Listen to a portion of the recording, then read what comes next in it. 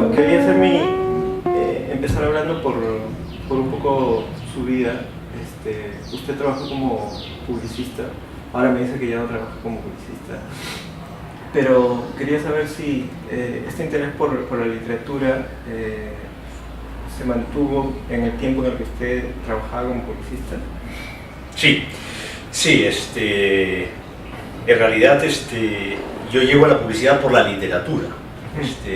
Llego a la publicidad porque cuando termino mis estudios de colegio, como todos,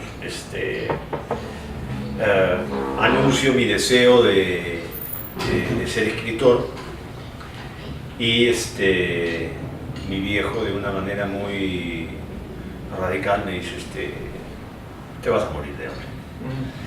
Y fue chocante, fue un poco frustrante, pero al mismo tiempo después con los años pienso que puede haber sido desafiante. Pienso que puede haber sido desafiante. Intenté otras carreras y finalmente una tarde un amigo, mi mejor amigo, me dice, te voy a llevar a un lugar en donde tu talento se paga, y se paga bien. Y me llevó a una agencia de publicidad. Entré como redactor practicante y me he ganado la vida escribiendo. Toda la vida me la he pasado escribiendo, claro, escribiendo cosas para otros, escribiendo anuncios de televisión, spots de radio, avisos de revista y periódico, pero fue escribir. Y durante todos esos años escribía lo que a mí me gustaba en secreto, escribía lo que a mí me gustaba en cuadernos, y llenado cuadernos, de los cuales algunas historias han pasado, terminado el libro. Pero y antes de que entrara a trabajar, durante su infancia, su niñez, ¿también escribía? Sí, como muchos empecé escribiendo poesía. A los 12, 13 años escribía poesía. Y enamorado de una maestra de la escuela, en una de mis declaraciones de amor le dije que quería ser poeta. Y me dijo, ok, qué buena elección. Vamos a ver tu poesía cuando hayas terminado de leer a todos estos poetas. Y le di una lista enorme de poetas para leer. Y fue muy divertido porque en el fondo creo que todas estas cosas fueron despertando el gusto por la escritura, porque ya el gusto por la lectura lo tenía de niño, ¿no? Leí desde muy niño, ya en segundo de primaria ya había leído una novela completa, y seguía leyendo. Tuve la suerte de estar en un colegio acá en Perú, en el que se estimulaba muchísimo la lectura desde pequeños, y la crítica. Entonces eso despertó también el gusto por escribir, ¿no? El gusto por escribir poemas primero, rimas, porque es el proceso que creo que sigue la gran mayoría, ¿no? Uno empieza a copiar, ¿no? Empieza a copiar a sus referentes, ¿no? Empieza a escribir como sus referentes hasta que en algún momento uno corta ese vínculo y empieza a escribir con voz propia, ¿no? Y creo que fue en cuarto de media ya, o en tercero de media, que me topé con Pérdida y recuperación de un pelo, de Julio Cortázar. Leído en voz alta en la clase por un amigo, por un compañero de aula, ¿no? Y cuando terminó de leer ese texto, yo sencillamente no podía creer que se pudiesen escribir cosas así y que hubiese gente escribiendo ese tipo de cosas, ¿no? Hasta entonces había leído, la mayoría de las cosas que había leído eran novelas. Había caído un libro de cuentos de Bryce Echenique en segundo de media, El huerto cerrado, o Un huerto cerrado, que me encantó. Fue uno de mis primeros libros de cuentos, pero quedó ahí, no fue que me volví un cultor de los cuentos en segundo de media. Yo realmente descubrí el relato y después pasé al cuento a través de Julio Cortázar, ¿no? ¿Y cuándo es que usted da el paso siguiente, que es de leer, a escribir y luego a querer publicar? En realidad escribo desde la secundaria. No he parado de escribir. El tema de publicar en realidad nunca fue una obsesión. porque como escritor en la sombra he publicado un montón de veces, entonces ya pasé por la experiencia de publicar, y lo que no conocía era el proceso de publicar como autor, ¿no? Y que ha sido un descubrimiento maravilloso al lado de Juan Pablo, ha sido un maestro espectacular. Y esto sucede alentado por algunos amigos que me dicen, oye, publica, y le entrego 40 y tantos textos a un viejo amigo y gran editor, Jaime Campodónico, y le digo, mira, flaco, toma los textos y si ves que esto vale la pena en algo, sigamos adelante, ¿no? Veamos de publicar. Pero como amigo que somos te pido que no me empujes a cometer un papelón, no me interesa, sinceramente no me interesa publicar, porque estoy en una etapa de mi vida en donde me siento a gusto con lo que hago y con lo que no hago, que es más lo que no hago que lo que hago. Entonces publicar no era una urgencia, ¿no? Pero a los 2 días me llama Jaime Campodónico, muy contento, entusiasmado, y me dice, oye, no, sí, tienes que publicar, te voy a presentar a un grupo joven de editores, le voy a pasar tus textos, yo no sé qué pasará, me dice, ¿no? A mí me parece que valen la pena, pero yo ya no publico, ya no estoy editando, mejor dicho, me he dedicado al negocio de la imprenta nada más, y te voy a recomendar con esos amigos a ver qué pasa, ¿no? Y ahí es cuando conozco a Juan Pablo y nos metemos en este laberinto de publicar. Y siendo un escritor en la sombra, ¿cuál es la diferencia principal entre ser un autor, publicar sus propios libros y publicar libros con otro nombre, digamos? Yo creo que la gran diferencia es que te haces público, o sea, que realmente te haces público. Cuando eres un escritor en la sombra, al final las glorias y los deméritos le caen al que pagó por el proyecto, ¿no? Y en ese sentido sientes un poco de pena hay veces, porque hay encargos que son bacanes, hay encargos que son desafiantes. Como escritor en la sombra hay veces te piden que hagas cosas. ¿Alguna vez has deseado que reciba algo de mérito? Sí, por eso te digo, algunas veces te da un poco de pena porque quisieras poder decir es mío, ¿no? Ese soy yo, pero nada, ser un fantasma, ¿no? El escritor fantasma tiene su... Y en cambio, cuando ella publica con su nombre... Y esto ha sido para mí una experiencia encantadora desde el principio, conocer a Juan Pablo, someterme a su crítica, a sus exigencias, a su testarudez. ha sido muy bacán porque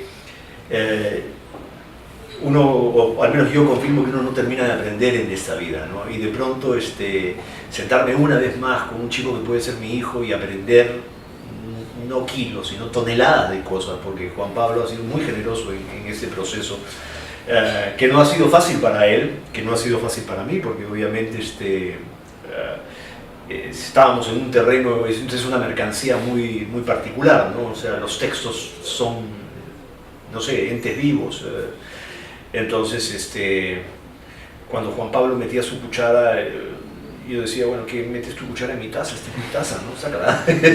Pero de pronto me ayudó a entender su papel, me ayudó a entender su rol y a valorarlo y apreciarlo y a agradecerlo. Y la diferencia creo que va por ahí también. La diferencia pasa porque al entregar tu trabajo y al recibir el comentario de la gente como ustedes, ¿no? Que de pronto te dice, oye, me gustó este cuento, y otra persona te dice, no, a mí me gustó más y empiezan a darte sus argumentos y empiezan a darte las razones. Es lindísimo porque más allá de si tu trabajo gustó o no gustó, que es absolutamente posible, empiezas a descubrir a tus lectores a través de sus gustos, ¿no? Y un comentario sobre una preferencia u otra delata al que te lo hace, ¿no? Y te lo pone, sin que él se dé cuenta, se pone al descubierto, ¿no?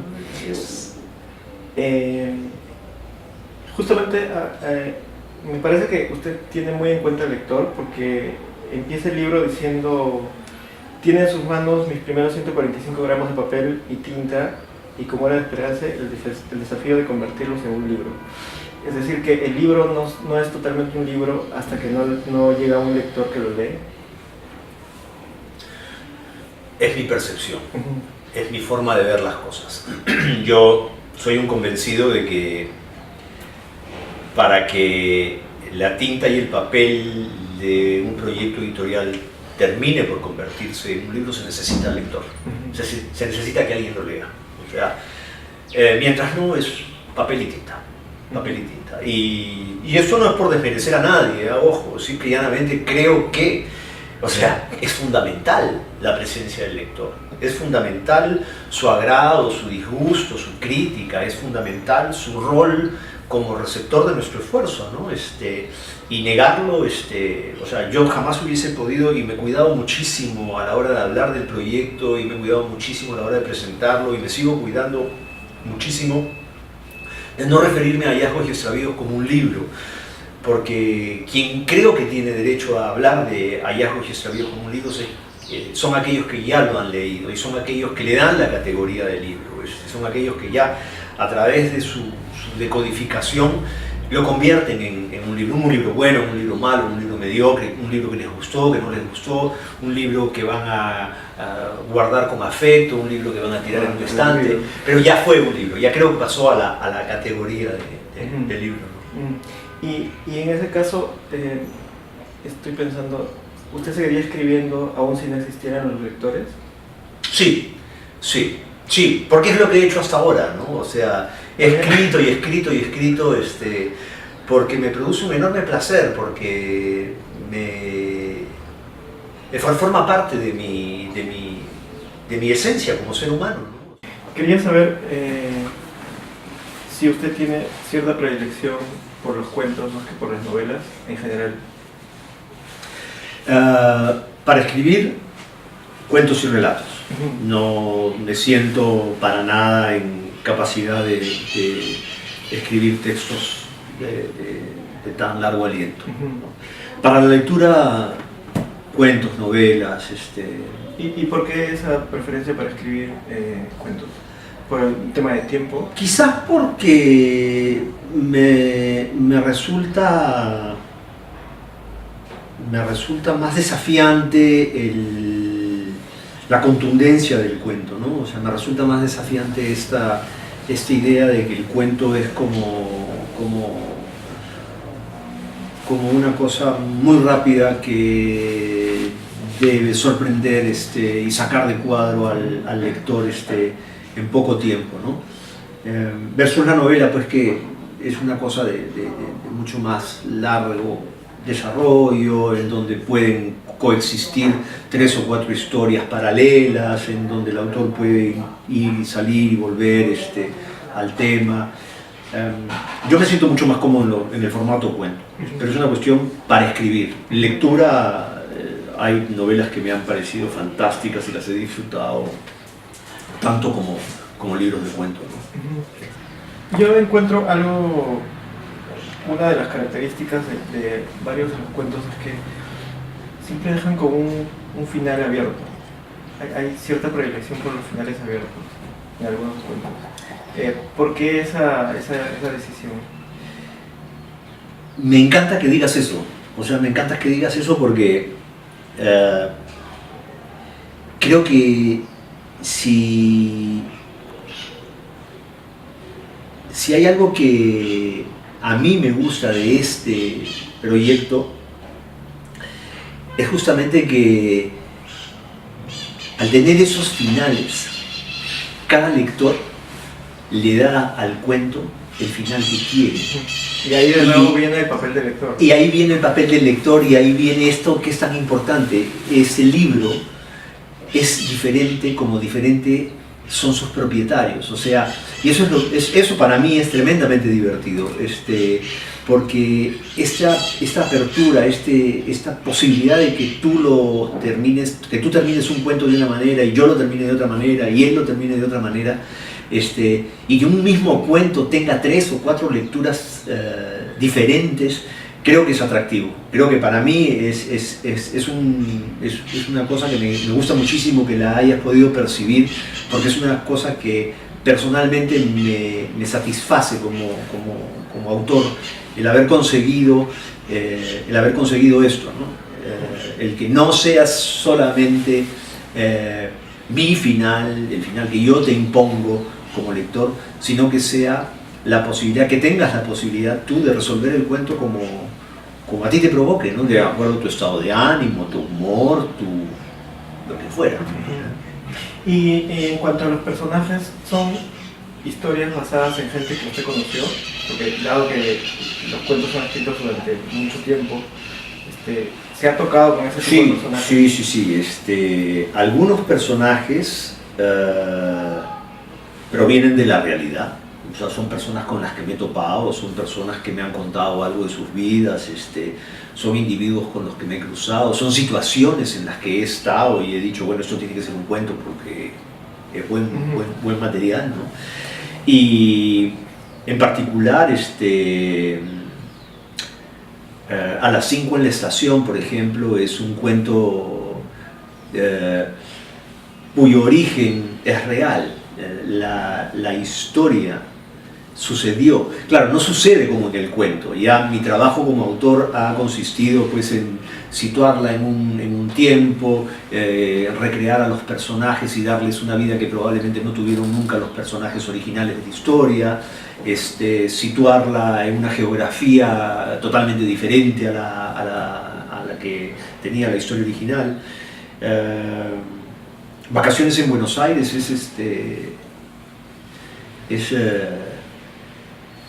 es una historia que sucedió con otro final, o sea, con un final absolutamente distinto al final que Vacaciones en Buenos Aires tiene en Hallazgos y Extravíos, ¿no? Y sí, tomo de la realidad lo que la realidad me ofrece y aquello en lo que yo veo la posibilidad de desarrollar una historia, ¿no? Hallazgos y Extravíos es absolutamente biográfico. Soy yo con uno de mis mejores amigos, y no con uno de mis mejores amigos en la infancia, sino que soy yo con uno de mis mejores amigos en la vida. Lo he disfrutado muchísimo, o sea, esto ha sido un largo proceso, un proceso agradabilísimo en cuanto a la parte previa, la parte que muy poca gente conoce, ¿no? O sea, todas estas conversaciones con el editor. Hubo un momento en el que me sorprendió ver a Juan Pablo ya convertido en el propietario de los textos. O sea, él defendía los textos y peleaba por los textos y acomodaba y me decía, saca esta palabra o cambia este párrafo de lugar, o sentí realmente el rol del editor, y esto me apena que muchas veces quede pues tras bambalinas, ¿no? Nadie habla del redactor, nadie habla de este hombre que corre riesgos, apuesta, ayuda y que pone su experiencia al servicio del autor en una etapa que es fundamental, ¿no? O sea, porque es fundamental hasta en el orden, o sea, hasta en elegir cuál es el primero, cuál es el segundo, cambiemos el tercero, pongamos aquí, al final. El proceso de edición ha sido realmente un proceso relativamente corto, me explicó Juan Pablo, para otros proyectos en los que él ha estado, quizás porque los cuentos ya estaban terminados, ya había muy poco que corregir en los cuentos, ¿no? Entonces ha sido más que nada editar el libro, ¿no? Elegir los cuentos, ponerlos en orden, hacer las correcciones pertinentes, pero no porque haya sido rápido ha dejado de ser maravillosamente rico en experiencia, ¿no? O sea, para mí ha sido tremendamente placentero, y si hacer un segundo libro significa pasar por lo mismo, encantado, ¿no? Encantado. Pero obviamente tenemos que esperar a que la gente lo lea, la gente lo busque, la gente se anime a... El otro día me preguntaba yo a mí mismo, ¿no? ¿Cómo hago para convencer a la gente de que compre el libro? ¿Cómo hago para convencer a la gente de que lea el libro? sabiendo todo lo que hay de complejo en la elección de un libro cuando uno está en una librería, ¿no? Y lo único que se me ocurría decir a la gente es, váyase a la librería, pida hallazgos y extravíos, siéntense en un rincón, en el piso, en una mesa, y léase un cuento, léase un par de cuentos. Yo creo que no hay nada mejor que eso para un libro de cuentos. A diferencia de una novela, que bueno, se puede leer un par de párrafos, 3 párrafos y ver si uno engancha, ¿no? Pero quizás con un libro de cuentos como lo que yo le puedo decir a la gente es, pídanlo, mírenlo, huélalo, tóquenlo, y leas un par de cuentos gratis. No hay ningún problema, después ya se compra el libro.